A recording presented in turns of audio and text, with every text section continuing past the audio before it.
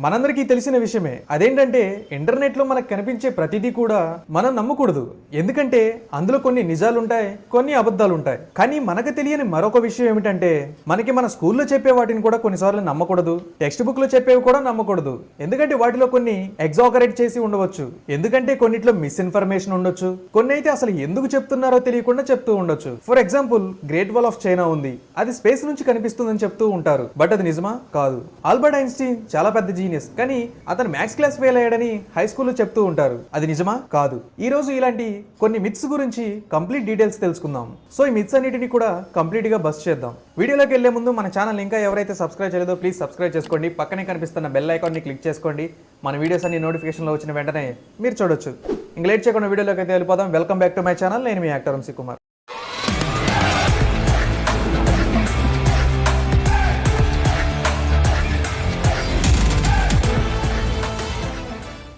Number 1, Great Wall of China.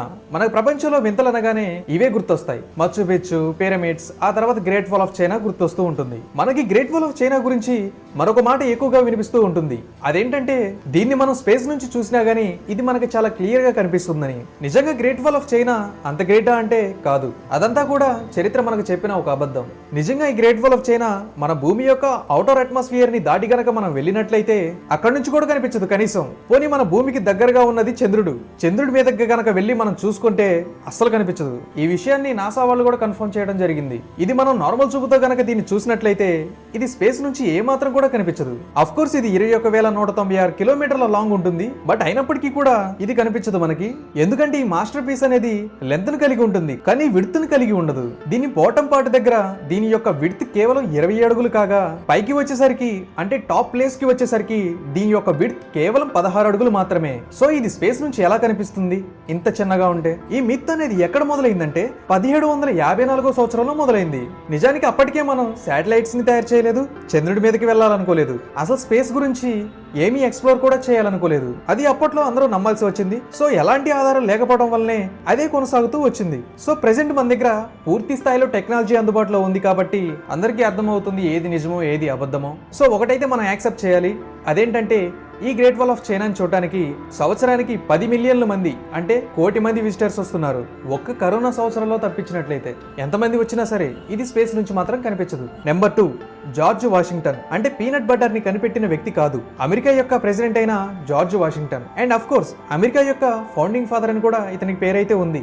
ఇతను 1789 నుంచి 1797 వరకు అమెరికాకి ప్రెసిడెంట్ గా పనిచేయడం జరిగింది. అయితే ఆయన గురించి అమెరికాకి సంబంధించిన ప్రతి ఒక్క పాఠ పుస్తకంలోని కూడా ఒక కథ అయితే ఉంటుంది. అయితే ఆ కథలో ఏం చెప్తారంటే ఆయన చిన్నప్పుడు తన తండ్రితో కలిసి ఆడుకుంటున్న టైంలో ఒక చెర్రీ ట్రీని నరికివేయడం జరిగింది. బట్ ఆ నిజాన్ని అతను యాక్సెప్ట్ చేశాడని అయితే ఆ కథ మనకి తెలియజేస్తుంది. బట్ నిజానికైతే అసలు అది జరగలేదు. ఒకసారి ఆ స్టోరీ ఏంటో చెప్తాను, జాగ్రత్తగా వినండి.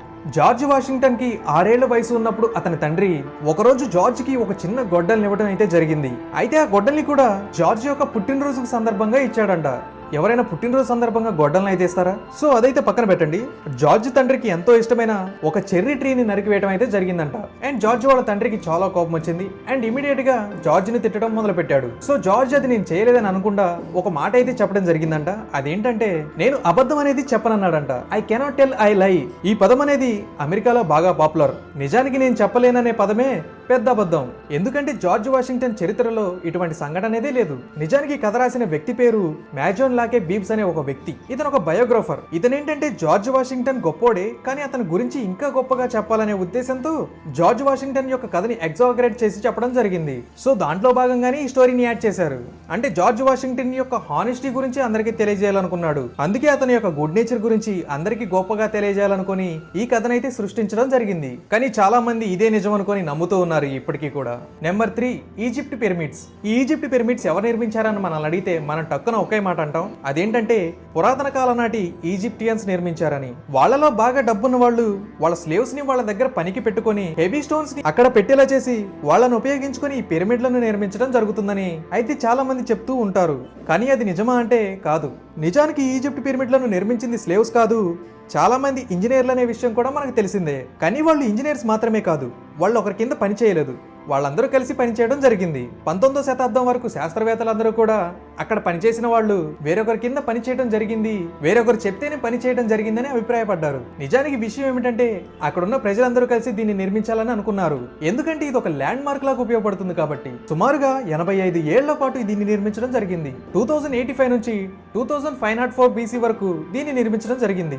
ఆ టైంలో వాళ్ళు ఎంతో కష్టపడ్డారు, చెమటలు చిందించారు, రక్తాలు కూడా చిందించారు. ఇవన్నీ చేసి నేషనల్ ఐకాన్ గా దీన్ని నిర్మించడం అయితే జరిగింది. అంతే తప్ప ఎవరో చెప్తే వాళ్ళ కింద బానిసలుగా పనిచేస్తూ వీళ్ళు నిర్మించలేదు. అండ్ చాలా మంది పార్టిసిపేట్ చేశారు దీన్ని నిర్మించడానికి.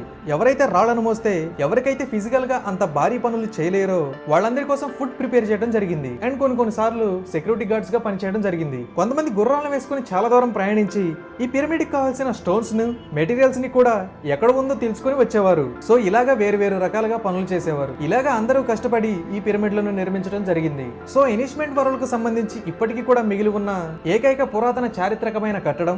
అంతకంటే ముందు ఇంకా చాలా కట్టినప్పటికీ అవన్నీ కూడా ఆల్మోస్ట్ కూలిపోయాయి. ఇప్పుడు ఇది ఒకటి మాత్రమే మిగిలింది.